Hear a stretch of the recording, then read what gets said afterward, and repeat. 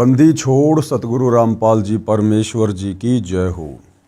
परम पिता परमात्मा सारी सृष्टि के रचनहार कुल मालिक असंख्य ब्रह्मांडों के स्वामी जगत गुरु तीनों लोकों में प्रवेश करके सबका धारण पोषण करने वाले राजाधीराज आत्माधार नाथों के नाथ देवों के देव महादेव सर्वेश्वर महेश्वर मृत्युंजय अजरो अमर आदि अनादि सनातनी प्रभु जगत पिता जगदीश्वर श्री श्री 1008 की उपाधि के वास्तविक अधिकारी अकाल मूरत सौद स्वरूपी राम वासुदेव सर्वगतम ब्रह्म परम पूज्य प्रथम पूज्य परम संत परम पुरुष परम धनी परम दयालु सत्य कबीर हक्का कबीर अल्लाहु अकबर बाखबर अल्लाह ताला जगत के तारणहार जगत के मुक्तिदाता जगत के जगन्नाथ हारे के सहारे हिंदुओं के राम मुसलमानों के अल्लाह सिखों के वाहिगुरु ईसाइयों के मसीह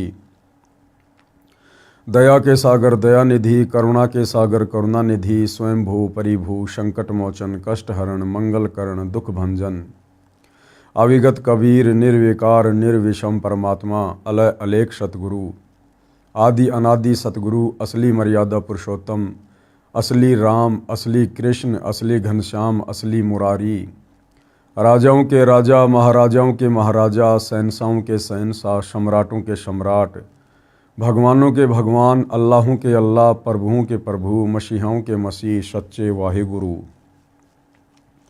बाबाओं के बाबा पीरों के पीर सेठों के सेठ जगत सेठ सावड़सा सेठ सर्वगुण संपन्न अनंत कोटि कलाओं के स्वामी अनंत कोटि ब्रह्मांडों के नायक योगियों में महायोगी ध्यानियों में महाध्यानी सिद्धों में परम सिद्ध ज्ञानियों में तत्वज्ञानी ब्रह्मज्ञानी महाज्ञानी परम ज्ञानी सर्वश्रेष्ठ ज्ञानी विज्ञानी युवा कबीर समर्थ कबीर असमवात अमित ओझा सच्चे रहनुमा करीम अल्लाह सुभान अल्लाह दुनिया के अंतिम पैगंबर 8 सितंबर 1951 से गांव धनाना जिला सोनीपत हरियाणा भारतवर्ष की पावन भूमि पे प्रकट रियल कल की भगवान श्री नारायण साकार हरि श्री बाबा साहेब नूर अनंत परमात्मा सच्चे दरवेश सच्चे बाखबर संत श्रोमणी सतगुरु रामपाल जी परमेश्वर जी के चरण कमल में साध संगति से जुड़े हुए आप और हम सभी सतसेवक भाई बहनों का अनंत कोटि दंडवत प्रणाम। सत्साई भाई और बहनों, बहुत बड़ी दया बहुत बड़ी मेहर पूज्य गुरुदेव भगवान की परमेश्वर रामपाल जी की जिनके शुभ आशीर्वाद से विशेष आशीर्वाद से और विशेषकर हिंदू समाज से जुड़े भाई बहनों को श्रद्धालुओं को परमात्मा चाहने वाली आत्माओं को परमात्मा की प्राप्ति के विषय में इस पवित्र पुस्तक हिंदू साहिबान नहीं समझे गीता वेद पुराण जो कि परम संत सतगुरु रामपाल जी के कर कमल से लिखित है, शास्त्र प्रमाणित है, अध्यात्म के विषय में भाई बहनों को बहुत कुछ जानने और समझने को मिल रहा है।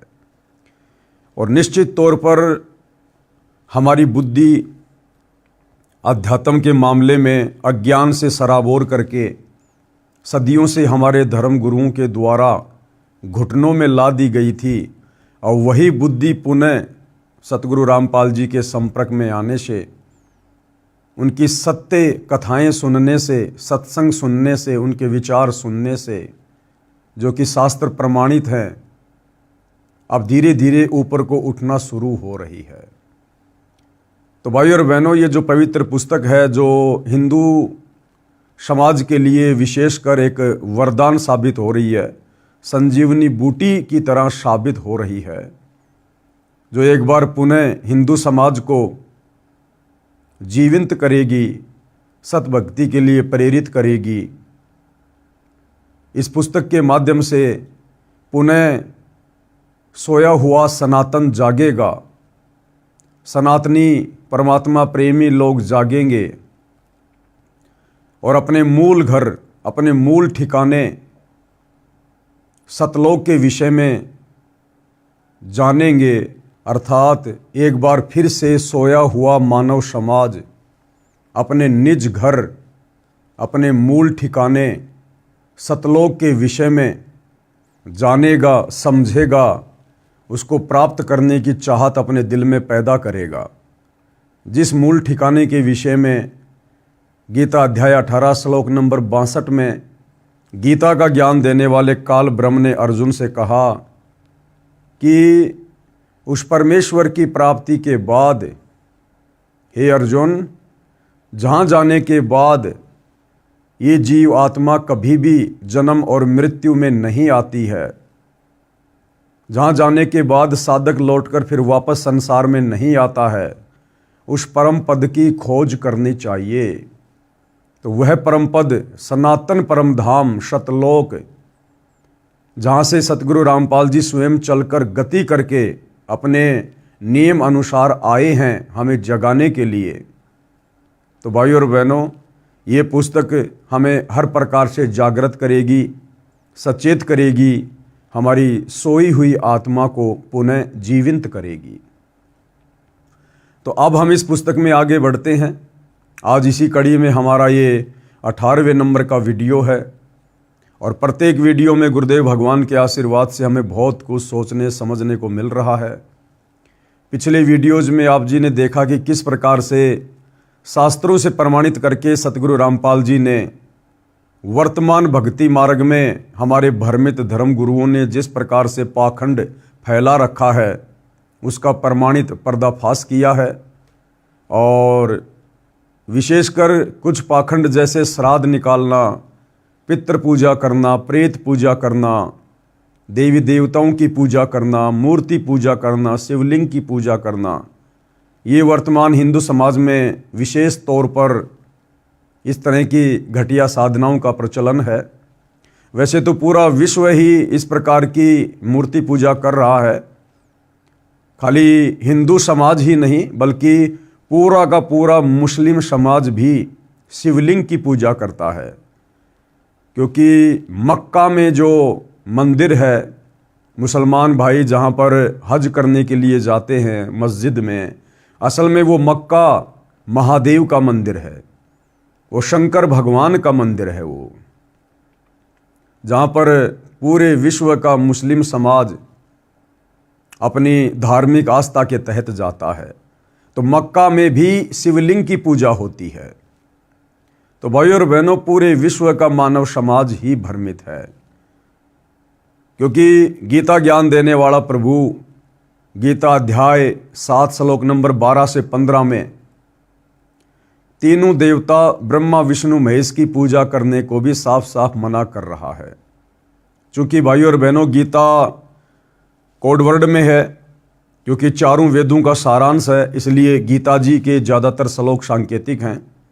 उन्हें समझने के लिए तत्व ज्ञान की आवश्यकता पड़ती है और तत्व ज्ञान तत्वदर्शी संत की शरण में गए बिना समझ में नहीं आ सकता है। तो गीता अध्याय 7 श्लोक नंबर 12 से 15 में गीता ज्ञान देने वाला काल ब्रह्म कह रहा है कि इस त्रिगुणमयी माया के द्वारा जिनका ज्ञान हरा जा चुका है। ये त्रिगुणमयी माया क्या है? रजगुण ब्रह्मा, सतगुण विष्णु, तमोगुण शंकर जी, यही 3 देवता हैं और यही 3 गुण हैं। ये भी सतगुरु रामपाल जी ने इसी पवित्र पुस्तक में मार्कंडे पुराण से साबित कर दिया है। तो भाइयों और बहनों, अब हमने जागना होगा, क्योंकि जागने का समय आ चुका है। परमात्मा स्वयं तत्वदर्शी संत के रूप में धरती पर प्रकट हैं। भक्ति युग का समय चल रहा है और हमने हर प्रकार से काल के द्वारा फैलाई गई पाखंड पूजाओं से मुक्ति प्राप्त करनी पड़ेगी, पीछा छुड़वाना पड़ेगा, नादान ज्ञानहीन धर्म गुरुओं से पीछा छुड़वाना पड़ेगा और एकमात्र तत्वदर्शी संत सतगुरु रामपाल जी से उपदेश लेकर अपनी आत्मा के कल्याण हेतु भक्ति मार्ग पर निसंकोच निसंदेह होकर सर्व प्रमाण देखकर अब आगे बढ़ना होगा। तो समाज में विशेष तौर पर जो पाखंड पूजा श्राद्ध वाली फैली हुई है, उसका खंडन करते हुए सतगुरु रामपाल जी ने काफ़ी महापुरुषों के विचार व्यक्त किए हैं। सर्वप्रथम स्वयं परम अक्षर ब्रह्म सत्य पुरुष, सारी सृष्टि के सृजनहार कबीर देव, जो कि रह रहकर इस पृथ्वी पर आते रहते हैं। सतयुग में परमात्मा सतसुकृत ऋषि के नाम से आए, त्रेता में मुनिंदर ऋषि के नाम से आए, द्वापर में करुणामय ऋषि के नाम से आए और कलयुग में 650 साल पहले बनारस के काशी में कबीर नाम से आए, तो उस समय भी परमात्मा ने 120 वर्ष तक लीला करके इस तत्व ज्ञान के माध्यम से यही समझाया था कि यदि हमने परमात्मा प्राप्ति करनी है तो इन पाखंडों से मुक्ति प्राप्त करनी पड़ेगी। तो उसी दिशा में परमेश्वर कबीर जी द्वारा श्राद्ध का किस प्रकार से खंडन किया गया है।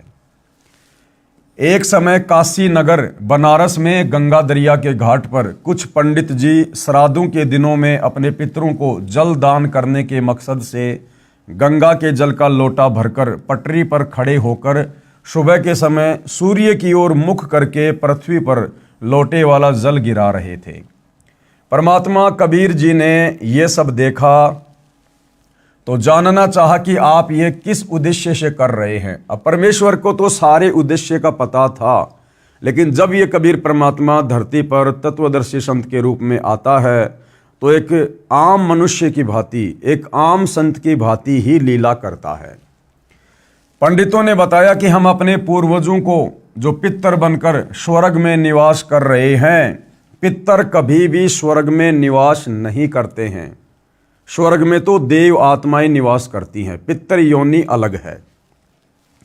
उनको जल दान कर रहे हैं, यह जल हमारे पितरों को प्राप्त हो जाएगा।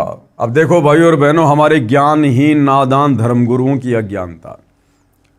कह रहे थे कि हम ये जो जल अर्पित कर रहे हैं ना, ये स्वर्ग में हमारे पितर बैठे हुए हैं, उनके पास पहुंच जाएगा। अरे नादानो, फिर वो स्वर्ग क्या जिसमें पानी का भी अभाव है, जिस स्वर्ग में जल भी नहीं मिलता तुम्हारे पूर्वजों को, फिर वो काहे का स्वर्ग है।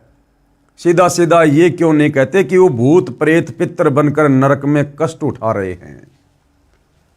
ये सुनकर परमेश्वर कबीर जी उन अंधश्रद्धा भक्ति करने वालों का अंधविश्वास समाप्त करने के लिए उसी गंगा दरिया में घुटनों पानी में खड़े होकर दोनों हाथों से गंगा दरिया का जल सूर्य की ओर पटरी पर शीघ्र शीघ्र फेंकने लगे। उनको ऐसा करता देखकर सैकड़ों पंडित तथा सैकड़ों नागरिक इकट्ठे हो गए।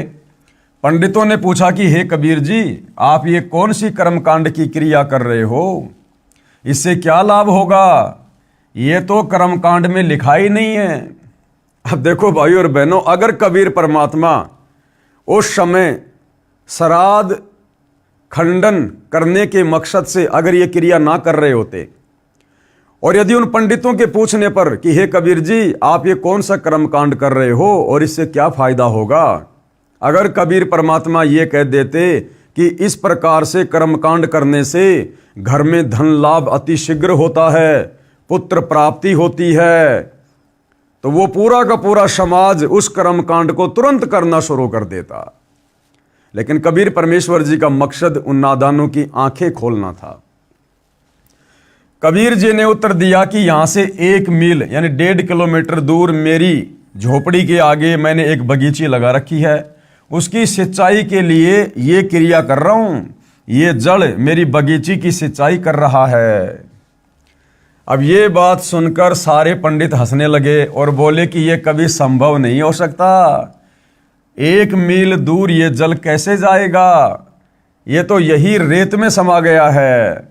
कबीर जी ने कहा कि यदि आपके द्वारा गिराया जल सैकड़ों मील दूर स्वर्ग में जा सकता है, तुम्हारे पूर्वजों के पास जो पितर बने हुए हैं वहां जा सकता है, तो मेरे द्वारा गिराए जल को 1 मील जाने पर कौन सी आश्चर्य की बात है। अब इस बात को सुनकर सारे के सारे पंडित शर्मिंदा हो गए। ये बात सुनकर पंडित जी समझ गए कि हमारी क्रियाएं व्यर्थ हैं, बेकार हैं। कबीर जी ने 1 घंटा बाहर पटरी पर खड़े होकर कर्मकांड यानी श्राद्ध व अन्य क्रियाओं पर सटीक तर्क दिया, यानी सत्संग किया परमात्मा ने, और कहा कि आप एक और तो कह रहे हो कि आपके पितर स्वर्ग में हैं, दूसरी ओर कह रहे हो उनको पीने का पानी नहीं मिल रहा, वे वहां प्यासे हैं, उनको सूर्य को अर्घ देकर जल पार्सल करते हो। यदि स्वर्ग में पीने के पानी का ही अभाव है तो उसे स्वर्ग नहीं कह सकते, वह तो रेगिस्तान होगा, रेगिस्तान। वास्तव में वे पितरगण यमराज के अधीन यमलोक रूपी कारागार अर्थात जेल में अपराधी बनाकर डाले जाते हैं। वहां पर जो निर्धारित आहार यानी भोजन है वह सबको दिया जाता है। जब पृथ्वी पर बनी कारागार यानी जेल में कोई भी कैदी खाने के बिना नहीं रहता, सबको खाना पानी मिलता है, तो यमलोक वाली जेल तो निरंजन काल राजा ने बनाई है, उसमें भी भोजन पानी का अभाव नहीं है। कुछ पितरगण पृथ्वी पर विचरण करने के लिए यमराज से आज्ञा लेकर पृथ्वी पर पैरोल पर आते हैं। यानी भाई और बहनों, सेम सिस्टम ऊपर के लोगों का भी वही है जो यहां के लोगों का है। यहां का जो सुप्रीम कोर्ट का जज है उसको समझ लो ऊपर के लोगों का धर्मराज। ऊपर के लोगों में जो यम के दूत हैं उनको समझ लो इस पृथ्वी पर ये पुलिस प्रशासन, और ऊपर जो नरक है उसको समझ लो इस पृथ्वी लोक की जेल। और जिस प्रकार यहां कैदी को पैरोल मिल जाती है, जमानत मिल जाती है, इसी प्रकार ऊपर के लोकों में वो जो पितरगण हैं, जो प्रेत बने हैं हमारे पूर्वज, उनको भी वहां पर आज्ञा से नीचे आने जाने की सूक्ष्म शरीर में परमिशन मिल जाती है, पैरोल मिल जाती है। सेम सिस्टम वही है। तो परमात्मा यह समझाना चाह रहे थे कि नालायकों, जिस प्रकार इस पृथ्वी लोक की जेल में चाहे कोई भी कैदी हो, कैसा भी कैदी हो, सरकार के द्वारा उसको खाना पीना अवश्य मिलता है, भोजन की व्यवस्था अवश्य की जाती है, तो ऊपर तो जो जेल है, जो नरक है, वो यमराज के द्वारा निर्धारित है, इस काल निरंजन के द्वारा बनाई गई जेल है। जो इस पृथ्वी लोक पर भक्ति नहीं करते हैं उनको उस जेल में डाला जाता है। तो क्या वहां पर खाने पीने की व्यवस्था नहीं होगी? यहां से तो उत्तम ही व्यवस्था होगी। लेकिन उसके बाद गुरुदेव हमें समझाना चाहते हैं, उसके बाद फिर ये श्राद्ध क्यों निकालते हैं? क्योंकि भाइयों और बहनों, बहुत सारे जो पितर होते हैं, जो प्रेत होते हैं, उनको उस ऊपर वाली जेल का वो सामान्य खाना अच्छा नहीं लगता। जैसे नीचे की जेल में बहुत सारे ऐसे होते हैं कैदी, वो अपना स्पेशल भोजन बनवाते हैं। जेल का सामान्य भोजन वो लोग नहीं खाते, स्पेशल भोजन बनवाते हैं या बाहर से मंगवाते हैं, जैसा भी होता है। तो ठीक इसी प्रकार कुछ एक जो पितर होते हैं वो वहाँ की सामान्य जेल का, नरक का खाना नहीं खाते, उनको अच्छा सा नहीं लगता है। तो वो क्या करते हैं, यमराज से पैरोल लेकर, जमानत लेकर, कुछ दिनों की मोहलत लेकर, क्योंकि वो सूक्ष्म शरीर में होते हैं, और सूक्ष्म शरीर से वो यहाँ पृथ्वी पर आ जाते हैं, और यहाँ वो किसी दूसरे के शरीर में प्रवेश करके अच्छे अच्छे भोजन का आनंद लेते हैं। तो क्या कह रहे हैं गुरुदेव? कुछ पितरगण पृथ्वी पर विचरण करने के लिए यमराज से आज्ञा लेकर पृथ्वी पर पैरोल पर आते हैं। वे जीभ के चटोरे होते हैं, उनको कारागार वाला सामान्य भोजन अच्छा नहीं लगता। वे भी मानव जीवन में इसी भ्रम में अंधभक्ति किया करते थे कि श्राद्धों में एक दिन के श्राद्ध कर्म से पितरगण 1 वर्ष के लिए तृप्त हो जाते हैं। उसी आधार से रुचि ऋषि के चारों पूर्वज पितरों ने पैरोल पर आकर काल प्रेरणा से रुचि ऋषि को भ्रमित करके और वेदों अनुसार शास्त्रोक्त साधना छुड़वाकर, विवाह कराकर श्राद्ध आदि शास्त्र विरुद्ध कर्मकांड के लिए प्रेरित किया। और ध्यान देने की बात है भाइयों और बहनों, जिन पितरों को, जिन प्रेतों को यमराज कुछ दिन की मोहलत दे देता है, नीचे आने की पैरोल दे देता है, जमानत दे देता है, इसमें भी उस काल का बहुत बड़ा स्वार्थ होता है। उन पितरों के माध्यम से नीचे हम प्राणियों को भटकाने के लिए, भक्ति मार्ग से भरमाने के लिए, उल्टी साधना शुरू करवाने के लिए, कर्मकांड शुरू करवाने के मकसद से उस भले ब्राह्मण को भी पितर बनाकर छोड़ा, यानी रुचि ऋषि को भी। पृथ्वी पर आकर पितर रूपी भूत किसी व्यक्ति, स्त्री या पुरुष में प्रवेश करके भोजन का आनंद लेते हैं, अन्य के शरीर में प्रवेश करके भोजन खाते हैं। भोजन की सूक्ष्म वासना से उनका सूक्ष्म शरीर तृप्त होता है। जिस प्रकार भाइयों और बहनों, गुरुदेव ने बताया कि राधा स्वामी पंथ का जो प्रवर्तक था शिवदयाल, उसने भी सत्य साधना नहीं की, शास्त्रों के अनुसार भक्ति नहीं की, और मरने के बाद शिवदयाल सीधा वो भूत बना। और बाद में वो अपनी शिष्या बुक्की के अंदर आया करता था। उसकी शिष्या थी बुक्की, वो शिवदयाल भूत बनकर उस बुक्की के अंदर आया करता था और पहले की तरह चूरमा बनवा कर खाया करता था। उस पलंग के ऊपर बैठकर हुक्का पिया करता था, क्योंकि पहले शिवदयाल को चूरमा बहुत पसंद था और भोजन करने के बाद उस पलंग पर बैठकर हुक्का पिया करता था। उसके बाद शरीर छोड़ने के बाद जब वो भूत बन गया, मुक्ति नहीं हुई, अपनी शिष्या बुक्की के अंदर आकर चूरमा बनवा कर खाया करता था और उसी प्रकार से बुक्की के माध्यम से पलंग पर बैठकर हुक्का पिया करता था। लेकिन 1 वर्ष के लिए नहीं, यदि कोई पिता, दादा, दादी, माता आदि आदि किसी पशु के शरीर को प्राप्त हुए हैं तो उसको कैसे तृप्ति होगी? उसको 10-15 किलो चारा खाने को चाहिए। कोई श्राद्ध करने वाला गुरु पुरोहित भूखा प्यासा देखा है? आवश्यक नहीं है कि सबके माता पिता, दादा दादी आदि आदि पितर बने हों। कुछ के पशु पक्षी आदि अन्य योनियों को भी प्राप्त होते हैं, परंतु श्राद्ध सबके करवाए जाते हैं, यानी अंधश्रद्धा। इसे कहते हैं शास्त्र विधि त्याग कर मनमाना आचरण, यानी शास्त्र विरुद्ध भक्ति करना। अब इसके बाद भाइयों और बहनों, सिख धर्म के प्रवर्तक आदरणीय नानक जी ने भी श्राद्ध कर्म का खंडन किया है। क्योंकि भाइयों और बहनों, परमात्मा से प्राप्त जितने भी महापुरुष हुए हैं उन सभी का एक ही रास्ता है अध्यात्म का। उन सब के बोल वचन, उन सब के विचार आपको एक ही मिलेंगे। तो आदरणीय नानक जी को भी कबीर परमात्मा बेई नदी पर जिंदा बाबा के रूप में मिले थे। आदरणीय नानक जी की आत्मा को शरीर से निकालकर ऊपर सचखंड सतलोक में लेकर गए थे। उन्हें सर्व ब्रह्मांडों से परिचित करवाया था, सतलोक दिखाया था। उसके बाद नानक जी की आत्मा को वापस तीसरे दिन बेई नदी पर उसी शरीर में छोड़ दिया था। उसके बाद नानक जी भी परमपिता परमेश्वर कबीर साहिब जी के ज्ञान से परिचित होकर, भक्ति विधान से परिचित होकर उन्हीं की महिमा करने लगे थे और उन्हीं के विचारों को समाज में आगे बढ़ाने लगे थे। तो नानक जी भी इस पाखंड और कर्म कांड के बिल्कुल विरुद्ध थे। श्री नानक देव जी द्वारा श्राद्ध भ्रम खंडन। अन्य उदाहरण, सिख धर्म के प्रवर्तक श्री नानक देव साहिब जी की जीवनी में एक घटना ऐसी है जिसका वर्णन करता हूं, जो पवित्र पुस्तक भाई बाले वाली जन्म साखी श्री नानक देव में लिखी है, जिसकी हेडिंग आगे साखी दुनीचंद खत्री नाल होई। यानी जो भाई जो बाला था और मर्दाना था, ये नानक जी के 2 शिष्य थे। तो ये ज़्यादातर नानक जी के साथ रहा करते थे और इन्होंने नानक जी के शरीर छोड़ने के बाद में जो जो उनकी लीलाएं थी, जो जो घटनाएं घटी थी, उन्होंने अंगद देव जी के माध्यम से इसमें जन्म साखी में लिपिबद्ध करवाई थी। संक्षिप्त प्रकरण इस प्रकार है।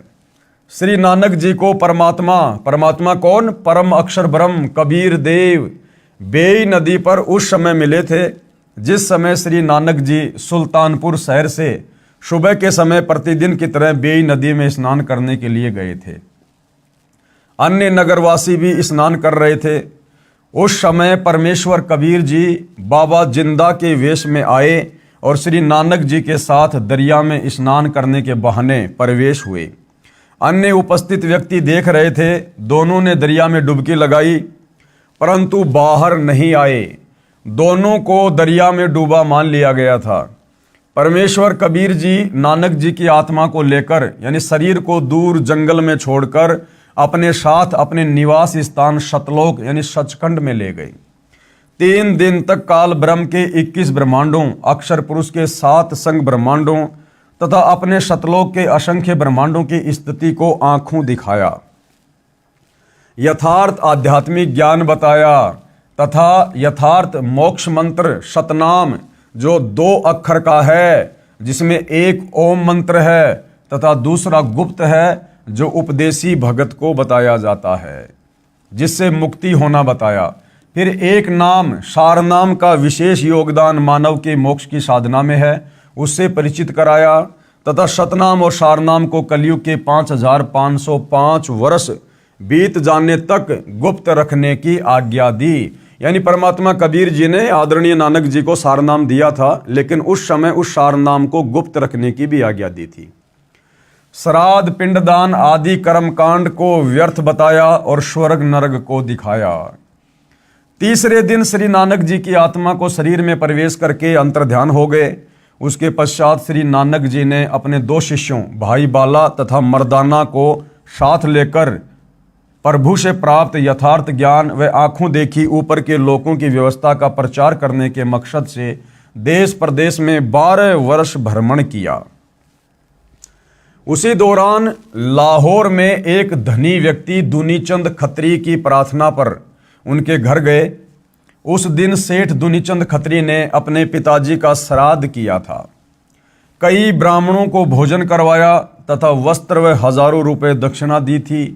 श्री नानक जी ने पूछा कि हे दुनीचंद, आज किस उपलक्ष्य में इतने पकवान बनाए हैं? दुनीचंद ने बताया कि महाराज जी, आज मेरे पिताजी का श्राद्ध किया है। श्री नानक जी ने पूछा कि आपके पिताजी कहाँ है?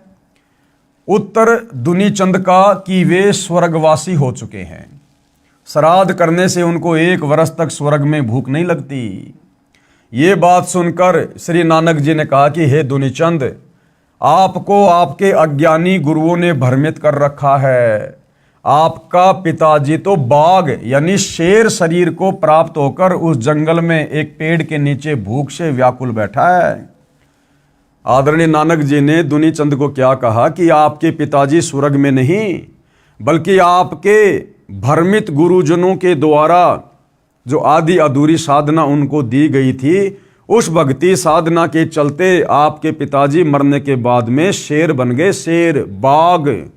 और वो तो फला फला जगह उस पेड़ के नीचे बिल्कुल व्याकुल बैठे हुए हैं। यदि मेरी बात पर विश्वास नहीं है तो जांच कर सकते हैं। तू एक व्यक्ति को भोजन तैयार कर, यानी एक व्यक्ति का भोजन तैयार कर और उस जंगल में जा। तेरी दृष्टि पड़ते ही मेरे आशीर्वाद से उस बाघ यानी शेर को मनुष्य बुद्धि आ जाएगी, यानी वो तुझे हानि नहीं पहुंचाएगा। उसको अपना पूर्व जन्म भी याद आ जाएगा। जब वो तेरा पिता था, वो जन्म भी उसको याद आ जाएगा उस बाघ की योनि में। दुनीचंद जी को श्री नानक जी पर पूर्ण विश्वास था कि इन्होंने जो बोल दिया वह सिद्ध है। इस महात्मा में लोग बड़ी शक्ति बताते हैं। दुनीचंद सेठ एक व्यक्ति का भोजन जो श्राद्ध के बाद बचा था लेकर उस बताए जंगल में उसी झाड़ के पास गया तो एक सिंह दिखाई दिया जो दुनीचंद की ओर कुत्ते की तरह दूम हिला हिलाकर भाव प्रकट करने लगा कि मैं कोई हानि नहीं करूंगा, आजा मेरे पास। दुनीचंद सेठ ने भोजन बाघ के सामने थाले में रख दिया। सारा भोजन बाघ खा गया। दुनीचंद ने कहा कि हे पिताजी, आप तो बड़े धर्म कर्म करते थे, आप तो सदा शाकाहारी रहे, आपकी ये दशा कैसे हुई? क्योंकि नानक जी ने अपने आशीर्वाद से, अपनी शक्ति से उस बाघ को मनुष्य बुद्धि प्रदान कर दी थी, जिस प्रकार से वो मनुष्य की भाषा में बोलने लगा।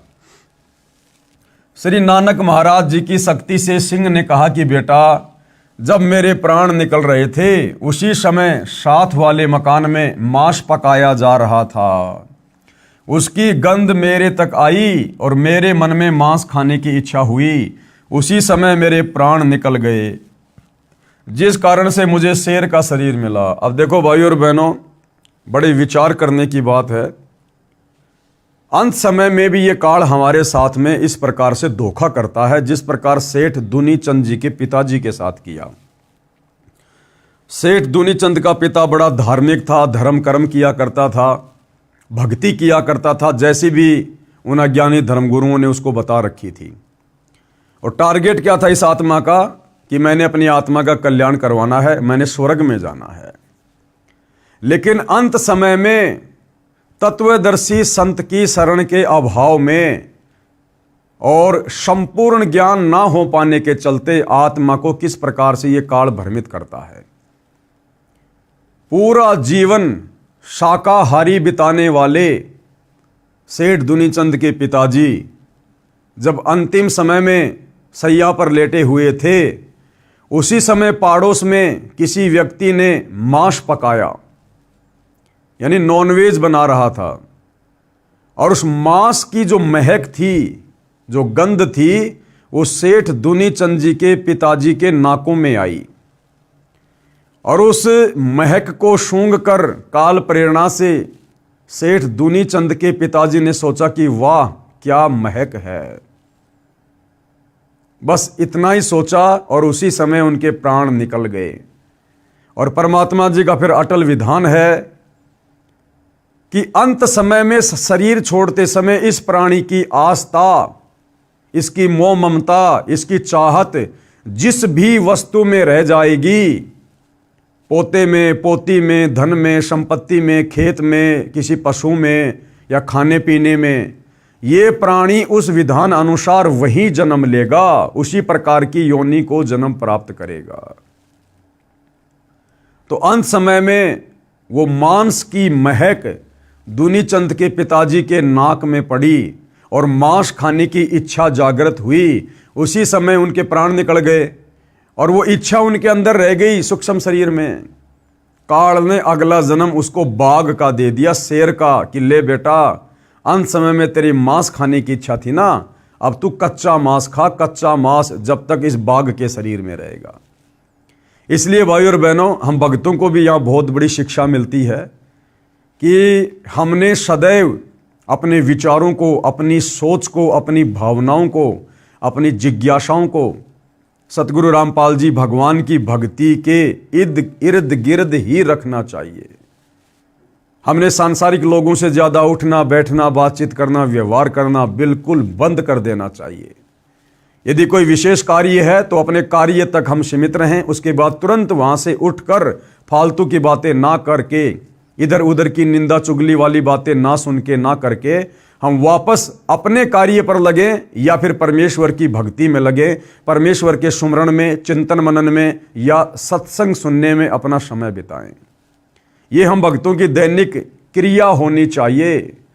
ना जाने कब ये शरीर छूट जाए, कब ये प्राण निकल जाए और ना जाने कौन सी वो गलत क्रिया हम उस समय वो कर रहे हों, और उस गलत क्रिया के चलते, उस गलत सोच के चलते ये काल बलि अपने विधान अनुसार फिर हमें उन्हीं योनियों में जन्म देगा। और फिर परमात्मा भी जबरदस्ती नहीं करता, क्योंकि परमात्मा ने हमें समझा दिया, सत्संगों के माध्यम से अनेकों बार सावधान कर दिया कि भाई साधो सेती मस्करी चोरा नाल खुशाल, मल अखाड़ा जीतेंगे युगन युगन के माल। दुनिया से ती दोस्ती पड़े भजन में भंग, भाई एका एकी राम से या साधु के संग। तो विशेषकर हम सभी सतगुरु रामपाल जी के फॉलोअर ने अपने पूज्य गुरुदेव जी के दिशा निर्देशन में भक्ति के आसपास ही रहना है। व्यर्थ के लोगों से हमने किसी प्रकार का कोई अनावश्यक संबंध नहीं साधना है। व्यर्थ के लोग वो हैं जो तत्वदर्शी संत से उपदेश लेकर सत भक्ति नहीं करते हैं, या तत्वदर्शी संत से उपदेश लेकर भी जो अपनी उन पुरानी घटिया आदतों को नहीं छोड़ते हैं, उसी प्रकार का सांसारिक जीवन ज़्यादा जीते हैं, वो लोग भी हमारे लिए भगत होने के बावजूद व्यर्थ के लोगों की श्रेणी में आते हैं। इसलिए भाई और बहनों, आप और हमने भी बहुत सावधानी रखनी चाहिए। तो सेठ दुनीचंद जी के पिताजी ने कहा कि बेटा, अंत समय में वो मांस की महक मेरे नाक में आई तो मेरे मन में मांस खाने की इच्छा जागृत हुई। उसी समय मेरे प्राण निकल गए, जिस कारण से मुझे शेर का शरीर मिला। बेटा दुनीचंद, आप किसी पूर्ण संत से दीक्षा लेकर अपने जीव का कल्याण करा लेना। अब दुनीचंद को पता चल गया कि भैया फिर नानक जी से बड़ा पूर्ण संत कौन हो सकता है वर्तमान में, जिन्होंने अपने आशीर्वाद से शेर को मनुष्य भाषा में बुलवा दिया, मनुष्य बुद्धि प्रदान कर दी। मानव जीवन बड़ी कठिनता से मिलता है, ये कहकर शेर जंगल की ओर गहरा चला गया। दुनीचंद ने उन अज्ञानी धर्मगुरुओं को धिक्कारा जो सबको भ्रमित कर रहे थे, जिन्होंने दुनीचंद के पिताजी की भी दुर्गति करवा दी। अंत में अब विश्वास हुआ कि श्राद्ध करने से कोई लाभ मृतक को नहीं मिलता। अब दुनीचंद ने तो अपनी आंखों से देख लिया कि धर्मगुरु तो कह रहे थे कि तुम्हारे पिताजी स्वर्ग में हैं, उनको भोजन चाहिए, और नानक जी ने दिखा दिया कि तेरा पिता तो पशु योनि में, जानवर योनि में शेर बनकर भाई कष्ट उठा रहा है। तो दुनीचंद जी को पक्का यकीन हो गया कि ये श्राद्ध है, ये पाखंड है, ये पाखंड पूजा है, ये भ्रमित साधना है। घर आकर श्री नानक जी के चरणों में गिरकर अपने कल्याण के लिए यथार्थ भक्ति का ज्ञान तथा मंत्र लेकर आजीवन सुमरण किया तथा सर्व अंधविश्वास वाली साधना त्याग दी जो शास्त्रों के विरुद्ध कर रहा था और मानव जीवन सफल किया। अन्य उदाहरण बता रहे हैं परमात्मा पाखंड पूजा के विषय में, भ्रमित साधना के विषय में, जो श्राद्ध है उसके खंडन के विषय में संत गरीबदास जी द्वारा श्राद्ध भ्रम खंडन। आदरणीय गरीबदास जी, वैसे तो भाई और बहनों जब हम भक्ति मार्ग में आगे बढ़ेंगे तो हमें पता चलेगा कि नानक जी का रोल भी स्वयं कबीर परमात्मा ने ही किया था। आदरणीय गरीबदास जी का रोल भी स्वयं कबीर परमात्मा ने ही किया था, क्योंकि इनके अलावा ये तत्व ज्ञान, इस प्रकार के चमत्कार इस पृथ्वी पर कोई अन्य साधु संत महात्मा नहीं कर सकता। परंतु यहाँ पर आम व्यक्तियों को जो अभी भक्ति के नज़दीक नहीं हैं उनको समझाने की दृष्टि से परमात्मा ने इन आत्माओं को अपने से अलग करके दर्शाया है। तो आदरणीय गरीबदास जी जो गांव छुड़ानी जिला झज्जर हरियाणा से थे, इनको भी कबीर परमात्मा इसी प्रकार से मिले थे जैसे नानक जी को मिले थे, और आदरणीय गरीबदास जी की आत्मा को भी सतलोक लेकर गए थे। उन्हें भी सारे ब्रह्मांड दिखाए, सारे देवी देवताओं की स्तुति से शक्ति से परिचित करवाया, सतलोक दिखाया और वापस उन्हें पृथ्वी पर छोड़ा था। उसके बाद आदरणीय गरीबदास जी ने भी कबीर परमेश्वर जी के पद चिन्हों पर चलते हुए उसी तत्व ज्ञान का प्रचार प्रसार किया और हमारे नादान धर्म गुरुओं के द्वारा जो अंधविश्वास, जो पाखंड पूजा समाज में फैलाई जा रही है उसका विरोध किया। संत गरीबदास जी महाराज गांव छुड़ानी जिला झज्जर प्रांत हरियाणा को श्री नानक जी की तरह 10 वर्ष की आयु में सन 1727 विक्रमी संवत 1784 में नला नाम के खेत यानी जंगल में जिंदा बाबा के वेश में परम अक्षर ब्रह्म यानी कबीर जी मिले थे। उस समय छुड़ानी गांव के 10-12 व्यक्तियों ने बाबा जिंदा को देखा, बातें की, अन्य व्यक्ति अपने अपने कार्य में लग गए। बालक गरीबदास जी की आत्मा को निकालकर परमात्मा सतलोक ले गए। ऊपर के सब लोकों का अवलोकन करवाकर सर्व यथार्थ आध्यात्मिक ज्ञान बताकर लगभग 8-9 घंटे बाद वापस शरीर में प्रविष्ट कर दिया। बालक गरीबदास जी को मरा जानकर चिता पर रख दिया गया था। अग्नि लगाने वाले थे, उसी समय संत गरीबदास जी उठकर घर की ओर चल पड़े। परमेश्वर कबीर जी ने उनको यथार्थ भक्ति ज्ञान दिया। उनके बहुत सारे शिष्य हुए।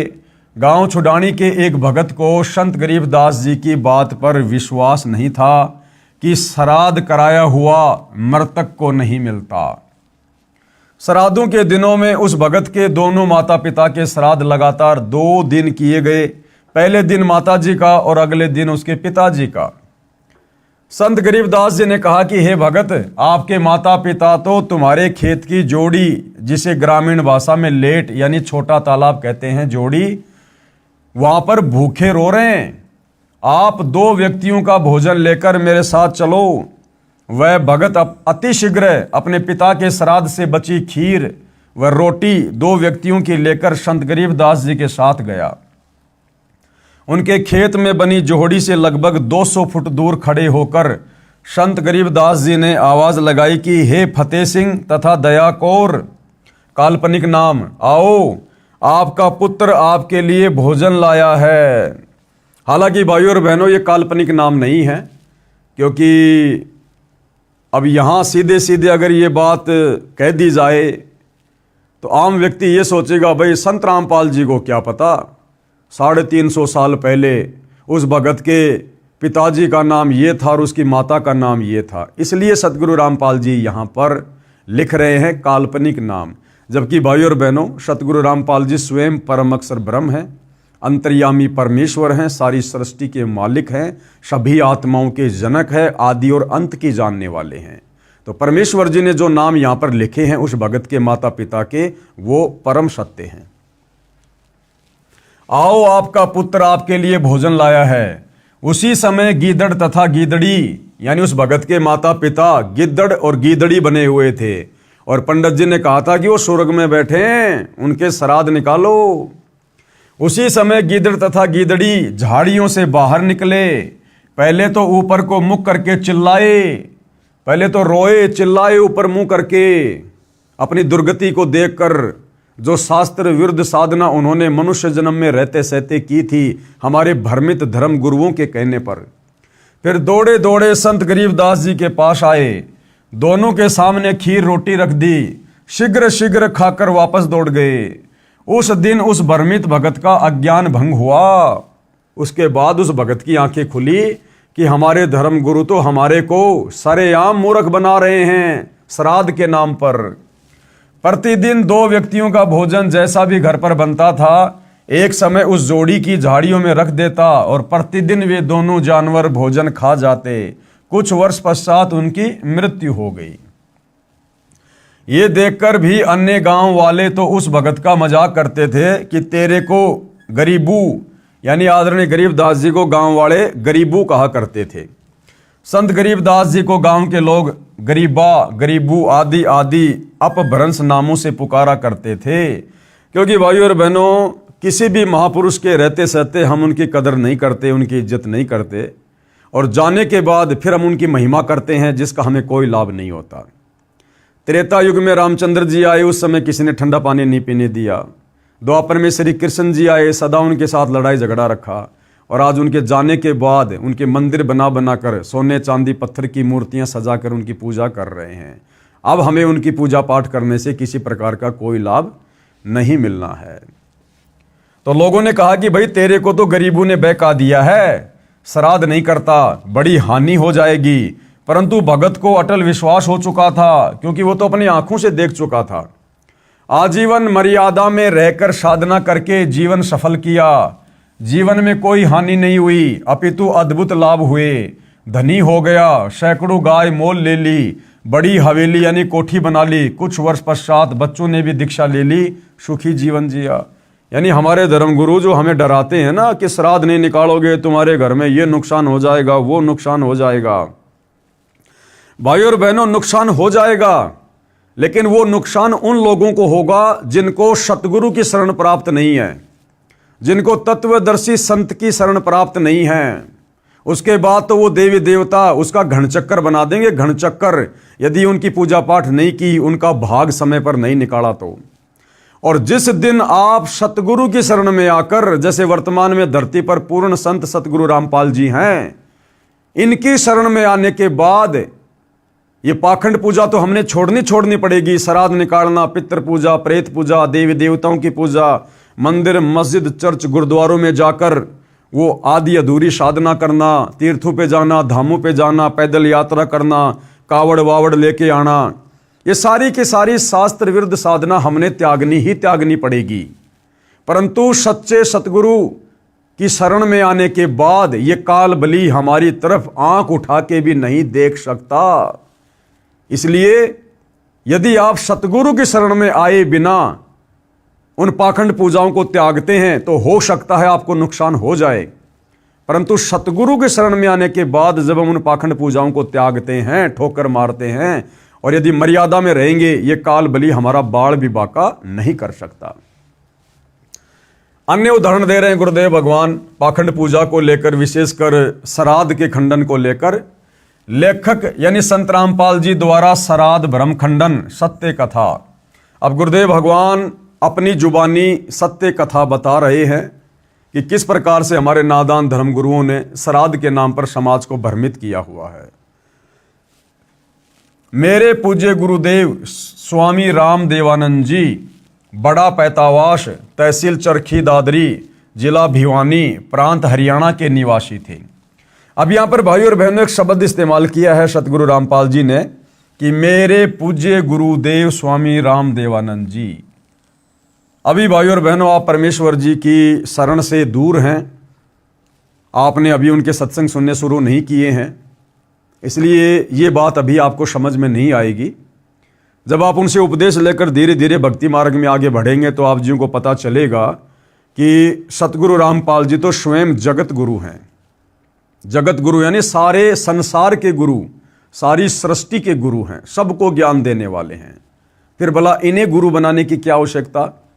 लेकिन इस लोक के विधान अनुसार गुरु शिष्य परंपरा को बनाए रखने के लिए जब जब ये कबीर परमात्मा परम अक्षर ब्रह्म सतलोक से चलकर संत रूप में धरती पर प्रकट होता है, तो यहाँ के नियम अनुसार इन्होंने एक अच्छी आत्मा को अपने गुरु के रूप में, सांसारिक दिखावे के रूप में इन्होंने धारण करना पड़ता है, ताकि गुरु शिष्य परंपरा बनी रहे और यहाँ की मर्यादा भी बनी रहे। अन्यथा सतगुरु रामपाल जी तो स्वयं जगत गुरु हैं, गुरुओं के गुरु हैं, संत शिरोमणि हैं, इन्हें गुरु बनाने की आवश्यकता नहीं है। और जो व्यक्ति किसी को गुरु बनाकर फिर उससे ज्ञान ग्रहण करके आगे ज्ञान देता है, फिर हम उसको जगत गुरु की उपाधि नहीं दे सकते। इसलिए इस गूढ़ रहस्य को आप जी उस समय समझेंगे जब आप सतगुरु से शरण लेकर धीरे धीरे उनके सत्संग सुनेंगे। जो लगभग 16 वर्ष की आयु में पूर्ण परमात्मा की प्राप्ति के लिए अचानक घर त्याग कर निकल गए थे। कौन? सतगुरु रामपाल जी के मुंह बोले गुरुदेव। प्रतिदिन पहनने वाले वस्त्रों को अपने ही खेतों के निकट घने जंगल में किसी मरे हुए पशु की अस्थियों के पास डाल गए। शाम को घर न पहुंचने के कारण घर वालों ने जंगल में तलाश की। रात्रि का समय था। कपड़े पहचान कर दुखी मन से पशु की अस्थियों को बच्चे की अस्थियां जानकर उठा लाए तथा ये सोचा कि बच्चा जंगल में चला गया, किसी हिंसक जानवर ने खा लिया। अंतिम संस्कार कर दिया। सारी क्रियाएं की, 13वीं बरसोदी आदि आदि की तथा श्राद्ध भी निकालते रहे। अब बताओ, वो महापुरुष तो जिंदा जीवित खाली घर वालों को धोखा देने की दृष्टि से, ताकि वो मेरा पीछा ना करें, मुझे खोजने की कोशिश ना करें, इसलिए अपने कपड़े निकाल कर किसी मरे हुए जानवर की हड्डियों के पास डाल गए। और पीछे से हमारे धर्म गुरुओं ने यह कहकर कि भैया इसको तो किसी हिंसक जानवर ने खा लिया, अब इसकी गति करवाओ। और उसकी 12वीं 13वीं गंगा जी में अस्थियां डालना, उसके बाद उसकी बरसोदी करना, फिर श्राद्ध निकलवाने शुरू कर दिए उस जीवित महापुरुष के। इसको कहते हैं अंधश्रद्धा, भक्ति, खतरा ए जान, पाखंड पूजा, भ्रमित पूजा, मनमाना आचरण। लगभग 104 वर्ष की आयु प्राप्त होने के उपरांत स्वामी जी अचानक अपने गांव बड़ा पैतावास, जिला भिवानी, तहसील चरखी दादरी, हरियाणा में पहुंच गए। यानी काफी लंबे समय के बाद, लगभग 90 साल के बाद आदरणीय रामदेवानंद जी वापस अपने गांव में गए। स्वामी जी का बचपन का नाम श्री हरिद्वारी जी था तथा पवित्र ब्राह्मण कुल में जन्म था। मुझदास को पता चला, यानी सतगुरु रामपाल जी कह रहे हैं कि जब मुझे इस बात का पता चला तो मैं भी अपने गुरु जी के दर्शनों के लिए उस गांव में पहुंच गया। स्वामी जी की भाभी जी जो लगभग 92 वर्ष की आयु की थी, मैंने उस बुढ़िया से पूछा कि हमारे गुरुजी के घर छोड़ जाने के उपरांत क्या महसूस किया। उस बुढ़िया ने बताया कि मेरा विवाह हुआ तब मुझे बताया गया कि इनका एक भाई हरिद्वारी था जो किसी हिंसक जानवर ने जंगल में खा लिया था, उसके श्राद्ध निकाले जा रहे हैं, मुझे भी इनके श्राद्ध निकालने को कहा गया। बुढ़िया ने बताया कि 70 श्राद्ध तो मैं अपने हाथों निकाल चुकी हूँ।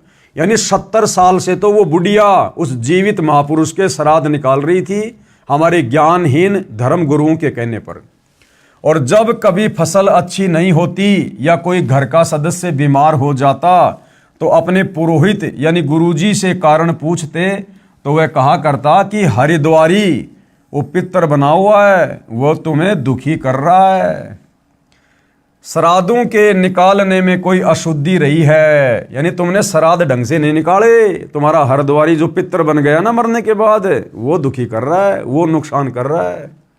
जबकि हरिद्वारी जी अर्थात आदरणीय रामदेवानंद जी तो लोगों को उपदेश देकर उनका उद्धार कर रहे थे, लेकिन हमारे भ्रमित धर्मगुरु पंडित जन ब्राह्मण क्या कहते थे कि वो नुकसान कर रहा है। अब की बार सारी क्रिया मैं स्वयं अपने हाथों से करूंगा। कौन बोला? वो गुरुजी। पहले मुझे समय नहीं मिला था क्योंकि एक ही दिन में कई कई जगह श्राद्ध क्रियाएं करने जाना पड़ा, इसलिए बच्चों को भेजा था। तब तक गुरु भेंट चढ़ाओ ताकि उसे शांत किया जाए, यानी कुछ दान दक्षिणा चढ़ाओ। तब उसे 21 या 51 रुपए जो भी कहता था, डरते भेंट करते थे। फिर श्राद्धों के समय गुरुजी स्वयं श्राद्ध करते थे। तब मैंने कहा माता जी अब तो छोड़ दो, इस गीता जी विरुद्ध साधना को, नहीं तो आप भी प्रेत बनोगी श्राद्ध निकालने के चलते। क्योंकि गीता अध्याय 9 श्लोक 25 सुनाया, तब वह बुढ़िया कहने लगी, गीता जी तो मैं भी पढ़ती हूँ। दास ने कहा, आपने पढ़ा है परंतु समझा नहीं, आगे से तो बंद कर दो इस साधना को, श्राद्ध को। बुढ़िया ने उत्तर दिया, ना भाई, कैसे छोड़ दें श्राद्ध निकालना, ये तो सदियों पुरानी परंपरा है। बताओ, आंखों देखने के बाद कि तेरा देवर हरद्वारी जिंदा है, जिसको मरा हुआ जानकर इन ज्ञानहीन भ्रमित धर्म गुरुओं के कहने पर वो 70 श्राद्ध निकाल चुकी थी। और जब गुरुदेव ने उसको बताया, समझाया, गीता जी का हवाला दिया अध्याय 9 श्लोक नंबर 25 का, कि श्राद्ध निकालने वाले भूत बनेंगे, देवताओं को पूजने वाले देवताओं के पास जाएंगे, पितरों को पूजने वाले पितरों के पास जाएंगे। उसके बाद बुढ़िया कहती, भाई गीता जी तो मैं भी पढ़ती हूँ, लिखा तो यही है।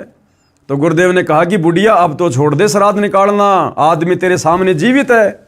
तो बुढ़िया करी, ना भाई, इब के या लाग छुट्टे से, ये तो पुरानी परंपरा है, पुरानी परंपरा, ये तो निकालने ही पड़ेंगे। तो बताओ भाई और बहनों, फिर और क्या तरीका अपना जाए ऐसे नादानों को समझाने का। हे पाठकों, यह दोष भोली आत्माओं का नहीं है, ये दोष मूर्ख गुरुओं का अर्थात नीम हकीमों का है, जिन्होंने अपने पवित्र शास्त्रों को समझे बिना और मनमाना आचरण यानी पूजा का मार्ग बता दिया, जिस कारण न तो कोई कार्य सिद्ध होता है, न परम गति तथा न कोई सुख ही प्राप्त होता है। प्रमाण कहाँ है? गीता अध्याय 16 श्लोक नंबर 23 और 24 कि अर्जुन, शास्त्र विधि को त्याग कर जो मनमाना आचरण करते हैं, मनमानी भक्ति साधना करते हैं, जैसे श्राद्ध निकालना, मंदिर मस्जिद चर्च गुरुद्वारों में जाकर पूजा पाठ करना, प्रेत पूजा करना, पितृ पूजा करना, कावड़ लेके आना, तीर्थों पे जाना, धामों पे जाना, पैदल यात्रा करना, देवी देवताओं की पूजा करना, ब्रह्मा विष्णु महेश की पूजा करना, ये सब मनमाना आचरण है। पवित्र चारों वेद और गीता जी में इस प्रकार की साधना को मनमाना आचरण कहा है, जिससे किसी भी प्रकार का कोई भी आध्यात्मिक लाभ साधक को नहीं होता है। शंका प्रश्न 44। अब भाई और बहनों, इतना सब कुछ ज्ञान समझने के बाद, देखने के बाद, अब हिंदू समाज से जुड़े भाई बहन अध्यात्म के विषय में काफ़ी कुछ जानने लगे और उनकी जिज्ञासा आगे से आगे बढ़ने लगी और अधिक जानने की। जो शंकाएं उनके मन में उठती थी उनका समाधान करवाने की। तो इसी दिशा में फिर हिंदू श्रद्धालु ने सतगुरु रामपाल जी से क्या प्रश्न किया, यदि किसी के माता पिता भूखे हों, वे दिखाई देकर कहें तो वह पुत्र नहीं जो उनकी इच्छा पूरी ना करे। फिर भी मन में बहुत सारी शंकाएं, और क्या सवाल किया कि महाराज जी, अगर किसी के माता पिताजी मरने के बाद में भूखे हों और अगर अपने बेटा बेटी को दिखाई दे सौपन में या वैसे, तो वो बेटा बेटी क्या हुआ जो अपने माता पिता की भूख को शांत ना करे, अर्थात श्राद्ध ना निकाले। उत्तर शंका समाधान। तो गुरुदेव ने क्या उत्तर दिया, यदि किसी का बच्चा कुएं में गिरा हो, वह तो चिल्लाएगा ही कि मुझे बचा लो, पिताजी आ जाओ, मैं मर रहा हूं। वह पिता मूर्ख होगा जो भावुक होकर कुएं में छलांग लगाकर बच्चे को बचाने की कोशिश करेगा, स्वयं भी डूबकर मर जाएगा और बच्चे को भी नहीं बचा पाएगा। अब क्या तरीका है, उसको चाहिए कि लंबी रस्सी का प्रबंध करे, फिर उस कुएं में छोड़े, बच्चा उसे पकड़ ले, फिर बाहर खींचकर बच्चे को कुएं से निकाले। ठीक इसी प्रकार सतगुरु रामपाल जी हमें समझाना चाह रहे हैं, अगर किसी के माता पिता किसी को इस प्रकार से दिखाई भी देते हैं या किसी ने श्राद्ध भी निकालने हैं, तो सतगुरु रामपाल जी भगवान कह रहे हैं, भैया गीता अध्याय 16 श्लोक नंबर 23 के अनुसार मनमाना आचरण मत करो, नहीं तो मरने के बाद फिर तुम्हारे वंशज श्राद्ध ही निकालते रह जाएंगे और तुम भी इसी प्रकार से प्रेत पितृ भूत योनियों को प्राप्त करोगे, तुम भी भूखे मरोगे। उसका तरीका है अपने उन पूर्वजों की आत्माओं को शांत करने का भी और स्वयं भी अपने बचाव करने का तरीका है। वो तरीका क्या है, तत्वदर्शी संत से उपदेश लेकर शास्त्र अनुकूल भक्ति करो, उससे तुम्हारे पूर्वज जो भूत प्रेत पितृ बने हुए हैं या अन्य किसी पशु पक्षी योनि में कष्ट भोग रहे हैं, उनको भी मनुष्य जन्म मिलेगा, उस कष्ट से छुटकारा मिलेगा और तुम्हें भी सतभक्ति मिलने के चलते एक मुक्ति का रास्ता मिलेगा, मुक्ति का मार्ग मिलेगा। श्राद्ध निकालना कोई समाधान नहीं है, ये तो उल्टा कुएं में गिरना है। इसी प्रकार पूर्वज तो शास्त्र विधि त्याग कर मनमाना आचरण पूजा करके पितर बन चुके हैं, संतान को भी पितर बनाने के लिए पुकार रहे हैं, जिस प्रकार रुचि ऋषि के पूर्वजों ने उसको पुकारा। तत्व ज्ञान को समझकर अपना कल्याण करवाएं तथा मुझ दास रामपाल दास के पास परमेश्वर कबीर बंदी छोड़ जी की प्रदान की हुई वह विधि है, जो साधक यानी भगत को तो कल्याण करेगी, उसके पितरों की भी यानी पितर योनि छूटकर मानव जन्म प्राप्त होगा तथा भक्ति युग में जन्म होकर सत्य भक्ति करके 1 या 2 जन्म में पूर्ण मोक्ष प्राप्त करेंगे। ये तरीका है अपने उन पूर्वजों की आत्माओं को तृप्त करने का, उनकी उन पशु योनियों पितर योनियों से उनको छुटकारा दिलाने का। विचार करें गुरुदेव क्या कह रहे हैं। जैसा कि उपरोक्त रुचि ऋषि की कथा में पितर डर रहे हैं कि यदि हमारे श्राद्ध नहीं किए गए तो हम पतन को प्राप्त होंगे। यानी भाई और बहनों, ये शरीर छोड़ने के बाद हमें जो भी शरीर प्राप्त होता है, इस काल प्रेरणा से हम उस शरीर को छोड़ना नहीं चाहते। कुत्ता चाहे कितना ही भयंकर रोगी क्यों ना हो, पिछले पैर क्यों ना टूट गए हों, कमर पे किसी गाड़ी का पहिया क्यों ना चढ़ गया हो, वो भी उस योनि में जीना ही चाहता है, मरना नहीं चाहता। तो ठीक इसी प्रकार मरने के बाद शास्त्र विरुद्ध साधना करने वाले साधक जब ये प्रेत योनि प्राप्त करते हैं, पितृ योनि प्राप्त करते हैं, तो इनको भी डर लगता है कि हमारा शरीर ना छूट जाए। वो जिस सूक्ष्म शरीर में रहते हैं, उस सूक्ष्म शरीर में भले कितने कष्ट हों, परंतु मरना वो भी नहीं चाहते। जैसा कि उपरोक्त रुचि ऋषि की कथा में पितर डर रहे हैं कि यदि हमारे श्राद्ध नहीं किए गए तो हम पतन को प्राप्त होंगे, अर्थात मृत्यु हो जाएगी। अब उनको पितर योनि जो अत्यंत कष्टमय है, अच्छी लग रही है, उसे त्यागना नहीं चाह रहे हैं।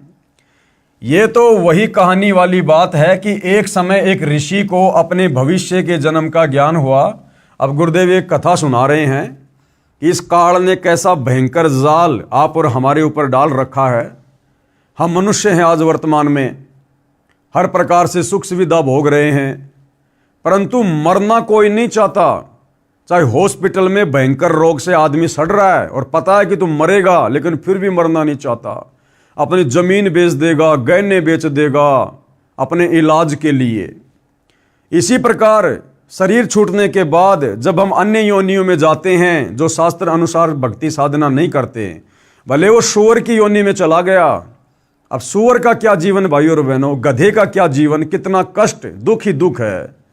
परंतु वो गधा भी मरना नहीं चाहता, उस शरीर को उत्तम शरीर मान रहा है। वो सूअर भी मरना नहीं चाहता, उस शरीर को उत्तम शरीर मान रहा है। तो इसी विषय में पूज्य गुरुदेव भगवान हमें एक ऋषि की कथा सुना रहे हैं, जो इसी प्रकरण से संबंधित है। एक समय एक ऋषि को अपने भविष्य के जन्म का ज्ञान हुआ। उसने अपने बेटों को बताया कि मेरा अगला जन्म फला फला व्यक्ति के घर पर एक सूअरी से होगा और मैं सूअर का जन्म पाऊंगा। उस सूअरी के गले में गांठ है, यह उसकी पहचान है। उसके पेट से मेरा जन्म होगा। मेरी पहचान ये होगी कि मेरे सिर पर गांठ होगी जो दूर से दिखाई देगी। मेरे बच्चों, उस व्यक्ति से मुझे मोल ले लेना तथा मुझे मार देना और मेरी गति कर देना। यानी उस व्यक्ति को पता था, जो मनुष्य जन्म में था वो ऋषि, कि भाई मेरा अगला जन्म सूअरी के पेट से होगा। और अपने बच्चों को उसने पहले बता दिया कि बच्चों, सूअर का जन्म तो बड़ा दुखदायी होता है, बड़ा कष्टदायी होता है। बच्चों, मैं बड़ा दुख पाऊंगा, इसलिए तुम एक काम करना, मैं तुम्हें पहले बता रहा हूं कि मेरा अगला जन्म फला फला व्यक्ति के घर पर जो सूअर है ना, वहां एक सूअरी के पेट से होगा। और कौन सी सूरी के पेट से होगा? जिस सूरी के जो है गले के पास में गांठ होगी, तुम पहचान कर लेना। और उस सूरी के पेट से जन्म लिया हुआ मैं कौन सा बच्चा होऊंगा? मेरे सर में गांठ होगी जो दूर से दिखाई देगा, तो तुम पहचान कर लेना कि ये हमारा पिताजी है। और मुझे मोल ले लेना और फिर मेरे को मार देना किसी भी प्रकार से, ताकि मेरी गति हो जाए, उस शरीर से मेरा छुटकारा हो जाए। बच्चों ने कहा, बहुत अच्छा पिताजी। ऋषि ने फिर आंखों में पानी भरकर कहा कि बच्चों, कहीं लालचवश मुझे मोल न लो और मुझे तुम मारो नहीं। ये कार्य तुम अवश्य करना, नहीं तो मैं सुअर योनि में महाकष्ट उठाऊंगा। बच्चों ने पूर्ण विश्वास दिलाया कि पिताजी, हम जरूर आपका कल्याण करवा देंगे। उसके पश्चात कुछ दिनों में उस ऋषि का देहांत हो गया। उसी व्यक्ति के घर पर उसी गले में गांठ वाली सूरी के वही सिर पर गांठ वाला बच्चा भी अन्य बच्चों के साथ उत्पन्न हुआ। उस ऋषि के बच्चों ने वह सूरी का बच्चा मोल ले लिया, तब उसे मारने लगे। उसी समय वह बच्चा बोला, उसी समय काल प्रेरणा से वो बच्चा बोला, बेटा मुझे मत मारो, मेरा जीवन नष्ट करके तुम्हें क्या मिलेगा। क्योंकि अब उस सूअर की योनि में आने के बाद उसे लगा कि बस बहुत बढ़िया है, आनंद ही आनंद है। सारा दिन गटर में पड़े रहते हैं, गंदगी में नाक रगड़ते रहते हैं, ना कमाना ना धमाना, ना स्कूल जाना, ना फीस भरना, ना नमक तेल मिर्च की चिंता, बस इससे बड़ा जीवन और कुछ नहीं है। तो जब वो बेटे गए और उसको मोल ले लिया और जैसे मारने लगे तो तुरंत वो बोला कि बेटा मुझे मत मारो, अरे मैंने तुम्हारा क्या बिगाड़ दिया, मुझे रहने दो।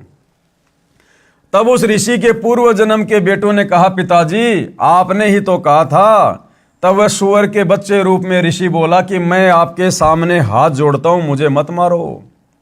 मेरे भाइयों यानी अन्य सूअर के बच्चों के साथ मेरा दिल लग रहा है, मुझे बख्श दो। बच्चों ने वह बच्चा छोड़ दिया और मारा नहीं। इसी प्रकार ये जीव जिस भी योनि में उत्पन्न हो जाता है उसे त्यागना नहीं चाहता, जबकि यह शरीर एक दिन सभी का जाएगा। इसलिए भावुकता में न बहकर थोड़ा विवेक से कार्य करना चाहिए। ये दास रामपाल दास जो साधना बताएगा उसे आम के आम और गुटलियों के दाम भी मिलेंगे। यानी आत्मा का कल्याण तो होगा ही होगा। हमें यहां भी जब तक जिएंगे सर्व लाभ होंगे, सर्व सुख होंगे। इसी विष्णु पुराण में तीसरे अंश के अध्याय 15 श्लोक 55 से 56 पर 213 पर लिखा है कि और वो ऋषि शगर राजा को बता रहा है। क्या बता रहा है? हे राजन, श्राद्ध करने वाले पुरुष से पितरगण विश्वदेवगण आदि सभी संतुष्ट हो जाते हैं। हे भूपाल, पितरगण का आधार चंद्रमा है और चंद्रमा का आधार योग, योग यानी शास्त्र अनुकूल भक्ति है। इसलिए श्राद्ध में, अब देखो विष्णु पुराण क्या बता रहा हमारे को, श्राद्ध निकालने की क्या विधि बता रहा है। इसलिए श्राद्ध में योगी यानी तत्व ज्ञान अनुसार शास्त्र विधि अनुसार साधक जन को अवश्य बुलाएं। यदि श्राद्ध में 1000 ब्राह्मण भोजन कर रहे हों, कौन से ब्राह्मण? जो शास्त्रों को त्याग कर भ्रमित साधना करते हैं, उस प्रकार के 1000 ब्राह्मण अगर श्राद्ध में बैठकर भोजन कर रहे हों, उनके सामने एक योगी यानी एक भगत। कौन सा भगत? जो तत्वदर्शी संत से उपदेश लेकर शास्त्रों के अनुसार भक्ति कर रहा हो। उनके सामने एक योगी शास्त्र अनुकूल साधक भी हो तो वह उन 1000 ब्राह्मणों का भी उद्धार कर देता है तथा यजमान का भी उद्धार कर देता है। पितरों का उद्धार का अर्थ है कि पितरों की योनि छूटकर मानव शरीर मिलेगा। यजमान तथा ब्राह्मणों के उद्धार से तात्पर्य यह है कि उनको सत्य साधना का उपदेश करके मोक्ष का अधिकारी बनाएगा। अब भाई और बहनों, आप और हमें देखो घर बैठे कितना बड़ा लाभ मिल रहा है सतगुरु की शरण में आने के बाद। अब हम भगत भाई बहनों ने कोई श्राद्ध नहीं निकालने, ना हम निकालते, ना हम कोई शास्त्र विरुद्ध पाखंड पूजा करते, ना कोई कर्मकांड करते और करवाते, ना सहयोग देते, क्योंकि सहयोग देना भी परमात्मा का दोषी कहलाता है। अब भाई और बहनों, जो विष्णु पुराण में श्राद्ध निकालने की उत्तम व्यवस्था जो लिखी हुई है कि भाई अगर शास्त्र अनुकूल भक्ति करने वाला एक व्यक्ति और शास्त्र विरुद्ध साधना करने वाले 1000 ब्राह्मणों के सामने बैठा दिया जाए तो शास्त्र अनुकूल साधना करने वाला एक योगी, एक भगत उन 1000 ब्राह्मणों का भी और साथ में श्राद्ध निकालने वाले उस व्यक्ति का भी, और साथ में जिसके लिए वो श्राद्ध निकाल रहा है अपने पूर्वजों के लिए जो प्रेत पित्र बने हुए हैं, उन सब का उद्धार हो जाता है। अब आप और हमारा किस प्रकार से हो रहा है? हम सतगुरु रामपाल जी के सत्संग सुनने के लिए जब वे आश्रम में होते हैं, हम आश्रम में जाते हैं। आश्रम में जाकर हम क्या करते हैं? भक्ति विधान अनुसार 10वां अंश दान करते हैं। कुछ दान धर्म के रूप में पैसा गुरुदेव भगवान को समर्पित करते हैं। फिर हमारे उस दान धर्म से वहां आश्रम में आने वाले हजारों भगत भाई बहन जो शास्त्र अनुकूल साधना कर रहे होते हैं, वो सब भोजन भंडारा खाते हैं। यानी भाइयों और बहनों, विष्णु पुराण में तो लिखा कि यदि एक भगत भी, एक योगी जो शास्त्रों के अनुसार साधना करता है, सच्चे तत्वदर्शी संत से उपदेश लेकर उसके भोजन करने से तुम्हारे पितरों का और तुम्हारा भी उद्धार हो जाता है। और जब सतगुरुदेव भगवान आश्रम में होते हैं सशरीर, और उस समय यदि हम आश्रम में जाकर दान करते हैं, उस दान से फिर हजारों भगत भाई बहनों के लिए भोजन की व्यवस्था होती है। और सभी साधक जन, सभी योगी जन हमारे उस दान से भोजन ग्रहण करते हैं। तो सोचो भाई और बहनों, जब हजारों लाखों भगत भोजन खाएंगे तो हमारे पितर तो चुटकी बजाते ही मनुष्य योनि को प्राप्त करेंगे, मनुष्य योनि को। तो ये है उत्तम विधि हमारे उन पूर्वजों की संतुष्टि के लिए, उनकी तृप्ति के लिए, जो हमारे भ्रमित धर्म गुरुओं के द्वारा ये पाखंड पूजा करके और इस प्रकार की निकृष्ट योनियों को प्राप्त हुए हैं। और वर्तमान में हमारे भ्रमित धर्मगुरुओं के द्वारा जिस प्रकार से श्राद्ध निकलवाए जाते हैं पाखंड पूजा के तहत, कर्म कांड के तहत, ये शास्त्र विरुद्ध होने से ना तो उनके पितरों की तृप्ति होगी और उल्टा वो श्राद्ध निकालने वाला भी पाप का भागी, और श्राद्ध का भोजन खाने वाला उस श्राद्ध निकालने वाले से भी कई गुना ज्यादा पाप का भोगी। पेश है प्रमाण के लिए श्री विष्णु पुराण के 3रे अंश के अध्याय 15 श्लोक 55-56 की फोटोकॉपी, यानी परमाणु सहित सब कुछ बताया जा रहा है। यह विष्णु पुराण का 3रा अंश है। हे भूपाल, यानी हे पृथ्वी के राजा, पितृगण का आधार चंद्रमा है और चंद्रमा का आधार योग है, यानी शास्त्र अनुकूल भक्ति है। इसलिए श्राद्ध में योगी जनों को नियुक्त करना अति उत्तम है, यानी शास्त्र अनुकूल सत भक्ति कर रहे भगत को नियुक्त करना, उसको बुलाना अति उत्तम है। हे राजन, यदि श्राद्ध भोजी 1000 ब्राह्मणों के सम्मुख एक योगी भी हो, यानी एक सच्चा भगत भी हो, तो वह यजमान सहित उन सब का उद्धार कर देता है। अब सतगुरु रामपाल जी सबसे बड़े योगी हैं, हालांकि परमेश्वर हैं, परमात्मा हैं, लेकिन इस विधि अनुसार हम सोचे विचार करें तो सतगुरु रामपाल जी वर्तमान में धरती पर सबसे बड़े योगी हैं जो शास्त्र अनुकूल सत भक्ति कर रहे हैं। तो ऐसे में उनकी शरण ग्रहण करके उनसे उपदेश लेकर जब हम उनके रहते सहते आश्रम में जाएंगे, दान धर्म करेंगे, तो वहाँ हजारों भगत भाई बहन आएंगे, वो भी भोजन करेंगे। और सतगुरु रामपाल जी भी उसी भंडारे से भोजन करते हैं। तो सतगुरु रामपाल जी को भोग लगने के बाद उस भगत के जो पूर्वज होते हैं, जो अंध भक्ति करके आज भूत प्रेत पित्र बने हुए हैं, पशु पक्षी योनियों में कष्ट उठा रहे हैं, उन सब को तुरंत मनुष्य जन्म मिलेगा और सतगुरु रामपाल जी उन्हें भी अपनी शरण में लेंगे। ठीक इसी प्रकार भाइयों और बहनों, वर्तमान में गीता जी अध्याय 3 श्लोक नंबर 13 के अनुसार हम सतगुरु रामपाल जी के सभी भगत भाई बहन जिस प्रकार से उस विधान को फॉलो करते हुए अपने अपने घर पर प्रतिदिन भोग की आरती के साथ सतगुरु रामपाल जी को भोग लगा रहे हैं, ये वही विधि है जो विधि इस विष्णु पुराण में लिखी हुई है।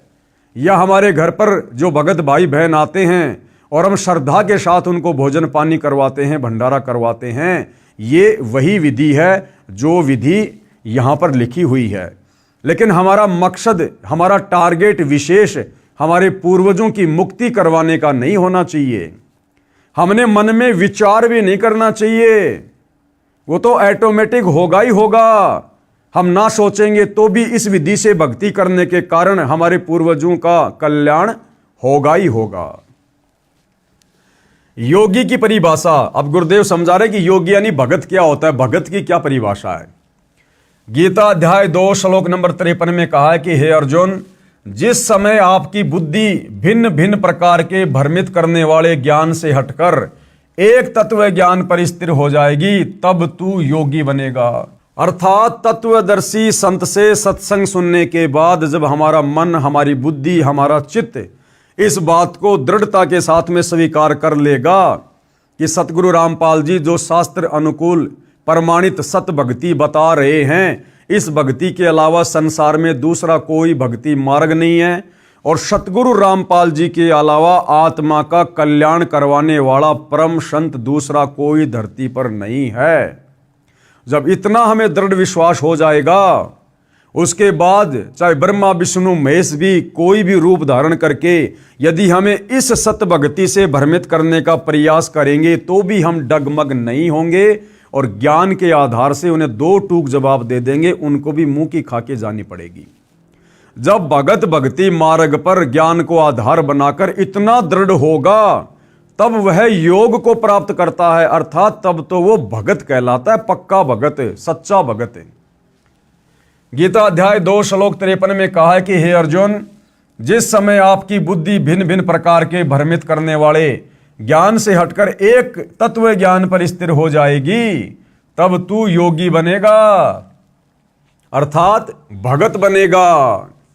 अब बहुत सारे भगत क्या करते हैं, सतगुरु रामपाल जी से उपदेश भी ले लिया, ज्ञान को अच्छे से समझा नहीं, सत्संग ध्यान से सुने नहीं, कुछ दिनों बाद यूट्यूब पर देखेंगे फला फला बाबा प्रवचन कर रहा है, सतगुरु रामपाल जी की निंदा चुगली कर रहा है, उनके शास्त्र प्रमाणित सत्संगों में मीन मेख निकाल रहा है, और वो नादान भगत जो सतगुरु रामपाल जी से उपदेश भी ले चुका है, लेकिन अपने कमजोर संस्कार के कारण, अपनी ज्ञानहीनता के कारण, सत्संग ज़्यादा ना सुन पाने के कारण, और उस काल के दूत की बातों में आ जाता है, जो काल का दूत स्पेशल इसी पंथ में सतगुरु रामपाल जी की संगत को भ्रमित करने के लिए माया मोह नाम के उस व्यक्ति की तरह काल के द्वारा भेजा गया होता है। और यदि वो भगत उसकी मीठी मीठी बातों को सुनकर, क्योंकि कबीर परमात्मा अपनी वाणी में कहते हैं कि भाई बीजक की बाता कहे और बीजक नाही हाथ, और पृथ्वी डुबोवन उतरे ये कर कर मीठी बात। तो वो नादान भगत भ्रमित हो जाता है कि कहीं सतगुरु रामपाल जी से अच्छा ज्ञान, उत्तम ज्ञान, श्रेष्ठ ज्ञान कहीं इस बाबा के पास ना हो। क्यों? क्योंकि उसने ज्ञान को अच्छे से आधार नहीं बनाया। इसलिए परमात्मा कहते हैं भाई ज्ञान संपूर्ण हुआ नहीं, हृदय नहीं छिदाए, और देखा देखी भक्ति का रंग नहीं ठहराए। तो इस प्रकार का जो भगत होता है वो सतगुरु से उपदेश लेने के बाद भी डगमग वाली स्थिति में रहता है, जिसको योगी नहीं कह सकते, जिसको रियल में भगत की संज्ञा, योगी की संज्ञा नहीं दी जा सकती है। अर्थात योग को प्राप्त होगा। भावार्थ है कि तत्व ज्ञान आधार से साधना करने वाला ही मोक्ष का अधिकारी बनता है। उसी में नाम साधना भक्ति का धन होता है, वह राम नाम की कमाई का धनी होता है। इसलिए यह दास यानी सतगुरु रामपाल जी कह रहे हैं कि आपको वह शास्त्र अनुकूल साधना प्रदान करेगा जिससे आप योगी यानी सत्य साधक हो जाओगे। आपका कल्याण तथा आपके पितरों का भी कल्याण हो जाएगा। जैसा कि विष्णु पुराण तीसरे अंश अध्याय 15 श्लोक 13 से 17 पेज नंबर 210 पर लिखा है कि देवताओं के निमित्त श्राद्ध पूजा में अयुग्म संज्ञा 3, 5, 7, 9 की संज्ञा में ब्राह्मणों को एक साथ भोजन कराएं तथा उनका मुंह पूर्व दिशा की ओर बैठाकर भोजन कराएं तथा पितरों के लिए श्राद्ध पूजा करने के समय युगम संज्ञा 2, 4, 6, 8 यानी इतनी संख्या में ब्राह्मणों को बुलाकर और किसी का मुंह उत्तर दिशा में तो किसी का मुंह पूर्व दिशा में करके उनको भोजन करवाना चाहिए, जिससे उनके पूर्वजों की पितरों की तृप्ति हो जाती है। अर्थात ये भी कोई समाधान नहीं है भाइयों और बहनों, ये शास्त्र अनुकूल साधना का हिस्सा नहीं है। विचार करने की बात है कि इसी विष्णु पुराण इसी तीसरे अंश के अध्याय 15 में श्लोक 55-56 पृष्ठ 213 पर यह भी तो लिखा है कि एक योगी यानी शास्त्र अनुकूल सत्य साधना करने वाला भगत अकेला ही पितरों तथा 1000 ब्राह्मणों तथा यजमान सहित सबका उद्धार कर देगा। फिर ये इस प्रकार की बकवाद क्यों लिख दी गई है कि 3, 5, 7, 9 इस प्रकार की संख्या में ब्राह्मणों को बैठा कर पूर्व दिशा में मुंह कर उनको भोजन करवाना चाहिए। तो ये जो है भाई और बहनों, ये इन ऋषि मुनियों का अपना अनुभव है। ये इन ऋषि मुनियों की मनमानी सोच है, इनका अपना अनुभव है, जिसे सर्व लाभ प्राप्त हो जाएगा। कबीर परमेश्वर जी ने कहा है कि भाई एक कै साधे सब सदै, सब साधे सब जाए, और माली सींचे मूल को फले फूले अघाए। अरे जो एक है, जो सर्वश्रेष्ठ है, जो सर्वोत्तम है, उत्तम पुरुष है, क्यों ना उस एक को ही साध लिया जाए, उस एक को ही इष्ट मानकर और उसकी पूजा की जाए, उसकी भक्ति की जाए, जिससे हमारा सर्व कल्याण होगा। एक कै साधे सब सदै, हमने फिर और किसी की पूजा करने की जरूरत नहीं है, अलग से कोई कर्मकांड पाखंड करने की जरूरत नहीं है। जिस दिन हम तत्वदर्शी संत से उपदेश लेकर एक परमपिता परमेश्वर परम अक्षर ब्रह्म कबीर देव की यथार्थ भक्ति पूजा शुरू कर देंगे। ये दास रामपाल दास भी धार्मिक अनुष्ठान श्रद्धा से पूजा करता और कराता है, जिससे करने से साधक पितर भूत नहीं बनता, अपितु पूर्ण मोक्ष प्राप्त करता है। तथा जो पूर्वज गलत साधना शास्त्र विधि त्याग कर मनमाना आचरण अर्थात पूजा करके पितर भूत बने हैं, उनका भी छुटकारा हो जाता है। यही प्रमाण इसी विष्णु पुराण पेज 209 पर इसी तीसरे अंश के अध्याय 14 श्लोक 20 से 31 में भी लिखा है कि जिसके पास श्राद्ध करने के लिए धन नहीं है, तो वह ये कहे कि हे पितृगणों, आप मेरी भक्ति से तृप्ति लाभ प्राप्त करें, क्योंकि मेरे पास श्राद्ध करने के लिए वित्त यानी धन नहीं है। हालांकि ये विधि भी उत्तम विधि नहीं है, शास्त्र प्रमाणित विधि नहीं है। हम अपनी भक्ति क्यों नष्ट करें, क्यों बर्बाद करें? भाई और बहनों, जिस प्रकार मैं रोड से जा रहा हूं गाड़ी लेकर, आगे मैंने देखा एक व्यक्ति गाड़ी के साथ रोड पर खड़ा हुआ है। पूछने पे पता चला कि भैया मेरा तो टायर पंचर हो गया। अब मैं क्या करूंगा, मुझे क्या करना चाहिए? अगर मैं पागल आदमी हूं, मूर्ख आदमी हूं, तो मैं क्या करूंगा कि भैया मेरी गाड़ी के टायर से हवा निकालकर अपनी गाड़ी के टायर में डाल ले। अब ऐसा करने से ना तो मेरी गाड़ी ठीक चलेगी, ना उसकी गाड़ी ठीक चलेगी। अब समझदारी क्या होगी? मैं उस व्यक्ति को सलाह दूं कि भैया देख, यहां से थोड़ी दूर आगे और गाड़ियों में हवा डालने वाले की दुकान है, और उससे जितनी मर्जी हवा डलवा ले, उसके पास हवा की कोई कमी नहीं है, और तेरी गाड़ी फिर अच्छे से चलेगी। तो ये तो है उत्तम विधि, सर्वश्रेष्ठ विधि। और अपनी गाड़ी के टायर से हवा निकाल के उसकी गाड़ी के टायर में डालना, यह है मूर्खता। तो इसी प्रकार विष्णु पुराण में जो लिखा हुआ है कि भाई जिसके पास में धन नहीं है और उसने यदि श्राद्ध निकालने हैं, तो अपने उन पितरों से ये प्रार्थना करे कि हे पितृगणों, मेरे पास में श्राद्ध निकालने के लिए धन नहीं है, इसलिए मैं अपनी भक्ति कमाई का कुछ अंश आपको संकल्प करता हूं। तो नुकसान तो हो गया उसका। अरे भक्ति कमाई से तो सब कुछ मिलता है, यहां पर सब कुछ चलता है, पाप और पुण्य से तो ये संसार चल रहा है। और वो भक्ति कमाई जो हम बड़ी मुश्किल से जोड़ पाते हैं, उसको हम बांट रहे हैं, तो ये तो मूर्खता है, मूर्खता। इसलिए अपने उन पितरों की, पूर्वजों की यदि आप मुक्ति चाहते हैं, तो उत्तम विधि है परम संत सतगुरु रामपाल जी से उपदेश लेकर उनके द्वारा बताई गई सत भक्ति करो, जिससे आपके पितरों का ऑटोमेटिक उन पितृ योनियों से छुटकारा होगा और उनको मनुष्य जन्म मिलेगा, और सतगुरु रामपाल जी उनको अपनी शरण में मिलेंगे। कृपया पाठक जन विचार करें कि जब भक्ति मंत्र जाप की कमाई से पितृ तृप्त हो जाते हैं, तो फिर अन्य कर्मकांड की क्या आवश्यकता? ये पंडितों को बुलाना, खीर रोटी हलवा बनाना, इस प्रकार के कर्मकांड करना, फिर उनकी क्या आवश्यकता है? अगर भक्ति कमाई संकल्प करने मात्र से पितृ तृप्त हो रहे हैं, फिर इन पंडितों को बुलाकर, ब्राह्मणों को बुलाकर कर्मकांड क्यों करना? फिर तो ये पाखंड है, ये भक्ति विरुद्ध साधना है। ये सर्व प्रपंच ज्ञानहीन गुरु लोगों ने अपने पेट पोषण के लिए ही किया है, क्योंकि गीता अध्याय 4 श्लोक 33 में भी लिखा है कि द्रव्य यानी धन द्वारा किया यज्ञ यानी धार्मिक अनुष्ठान से ज्ञान यज्ञ यानी तत्व ज्ञान आधार पर नाम जाप साधना श्रेष्ठ है। कि पहले हमें यह तो पता चले कि वास्तव में अध्यात्म क्या है, भक्ति क्या है, ज्ञान क्या है। दान धर्म तो उसके बाद करना चाहिए। एक और विचारणीय विषय है कि विष्णु पुराण में पितर व देव पूजने का आदेश एक ऋषि का है तथा वेदों व गीता जी में पितरों व देवताओं की पूजा का निषेध है।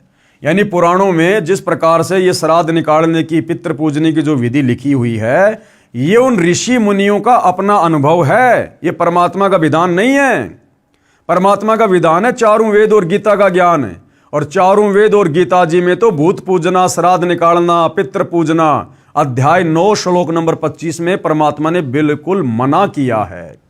तो पुराणों में जो इस प्रकार की ओछी, आदि अधूरी, शास्त्र विरुद्ध साधना है, ये उन ऋषि मुनियों की देन है जो हमने उनके आदेश को पालन नहीं करना है। जो आदेश काल ब्रह्म, काल रूपी ब्रह्म भगवान का है, यदि पुराणों के अनुसार साधना करते हैं तो प्रभु के आदेश की अवहेलना होती है, जिस कारण से साधक दंड का भागी होता है, यानी मरने के बाद उसकी भी फिर ऐसे ही दुर्गति होती है।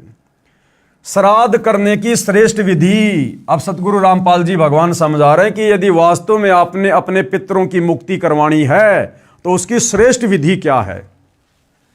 श्री विष्णु पुराण के 3रे अंश में अध्याय 15 श्लोक 55-56 पृष्ठ 153 पर लिखा है कि श्राद्ध के भोज में, यानी श्राद्ध के समय जो भोजन बनाया जाता है, यदि एक योगी यानी शास्त्रोक्त साधक को भोजन करवाया जाए तो श्राद्ध भोज में आए हजारों ब्राह्मणों तथा यजमान के पूरे परिवार सहित सभी पितरों का उद्धार कर देता है। अब वो विधि वर्तमान में कहाँ है? वो सतगुरु रामपाल जी के पास है, उनके पंथ में है। विवेचन मेरे यानी लेखक कौन? सतगुरु रामपाल जी के तत्व ज्ञान को सुन समझकर भगत दीक्षा लेकर साधना करते हैं। ये योगी यानी शास्त्रोक्त साधक हैं।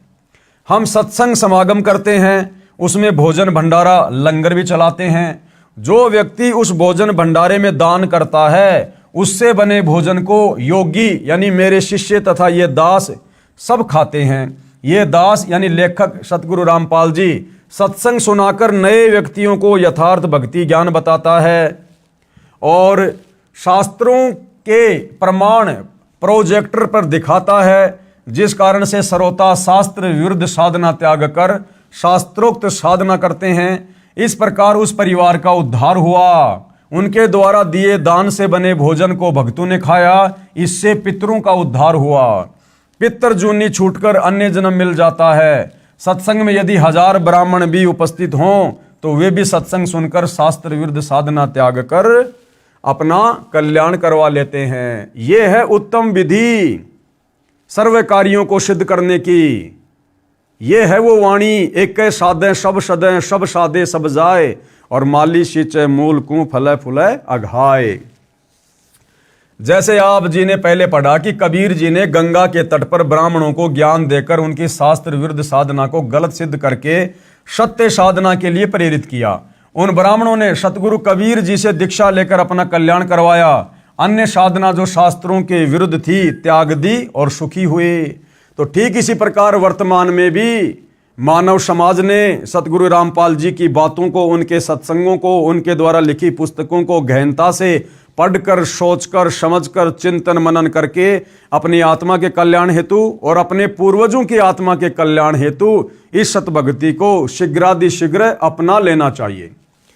दास की प्रार्थना है, यानी सतगुरु रामपाल जी कह रहे हैं कि वर्तमान में मानव समाज शिक्षित है, वह अवश्य ध्यान दे तथा शास्त्र विधि अनुसार साधना करके पूर्ण परमात्मा के सनातन परम धाम शाश्वतम स्थानम यानी सतलोक, जो कभी खंड नहीं होता, नष्ट नहीं होता, अर्थात सतलोक को प्राप्त करें, जिससे पूर्ण मोक्ष तथा परम शांति प्राप्त होती है।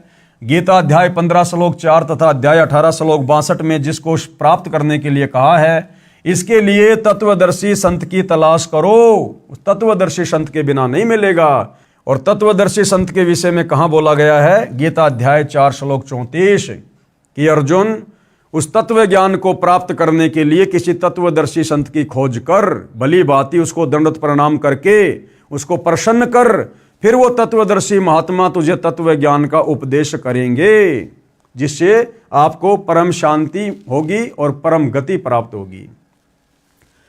एक श्रद्धालु ने कहा कि मैं आपसे उपदेश लेकर आप द्वारा बताई साधना भी करता रहूंगा तथा श्राद्ध भी निकालता रहूंगा तथा अपने घरेलू देवी देवताओं को भी ऊपरले मन से पूजता रहूंगा, इसमें क्या दोष है?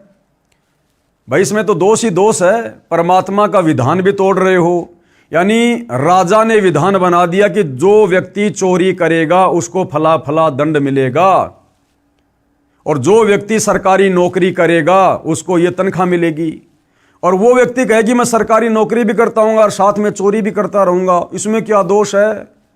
भैया नौकरी करेगा उसके तो तनख्वाह मिलेगी, और चोरी करेगा उसका दंड भी मिलेगा। मुजदास की प्रार्थना, संविधान की किसी भी धारा का उल्लंघन कर देने पर सजा अवश्य मिलेगी। इसलिए पवित्र गीता जी व पवित्र चारों वेदों में वर्णित व वर्जित विधि के विपरीत साधना करना व्यर्थ है। यानी गुरुदेव भगवान कह रहे हैं कि पवित्र चारों वेद और चारों वेदों का निष्कर्ष गीता जी, अगर आपने इसके विपरीत साधना की तो भाई आप परमात्मा के दोषी बनोगे, शास्त्र विरुद्ध साधना करने के चलते। इसका प्रमाण पवित्र गीता जी अध्याय 16 श्लोक 23-24 में है। यदि कोई कहे कि मैं कार में पंचर ऊपरले मन से कर दूंगा, नहीं, राम नाम की गाड़ी में पंचर करना मना है। ठीक इसी प्रकार शास्त्र विरुद्ध साधना हानिकारक ही है। जो भाई कह रहा था ना कि मैं जी आपसे भी नाम ले लूंगा और ऊपरले मन से श्राद्ध भी निकालता रहूंगा, तो गुरुदेव भगवान समझा रहे, नादान प्राणी, तू अपनी गाड़ी लेकर जा रहा है और गाड़ी को साइड में रोक कर कहे कि मैं तो ऊपरले मन से गाड़ी के टायर में पंचर कर देता हूं, मैं जानबूझ के थोड़ी कर रहा हूं, ऊपरले मन से कर देता हूं, तो पंचर ही है, तेरा कार्य तो बाधित होगा ही होगा।